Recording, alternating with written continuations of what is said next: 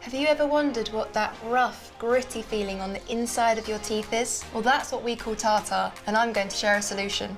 Hi, I'm Anna Peterson. I'm a dental therapist, and one of the things I look for when patients visit is tartar. Tartar is a hard coating on the teeth that's yellow to brownish in colour, and it doesn't go away with brushing or flossing. So if you want to prevent tartar before it ever gets a chance to harden, try an electric toothbrush like the Oral-B IO. As you can see, manual toothbrushes have a hard time cleaning hard to reach areas like lingual surfaces and back molars, but the Oral-B IO adapts to each tooth with perfectly angled bristles that are clinically proven to clean better than a manual, especially in hard to reach places that bacteria can hide in.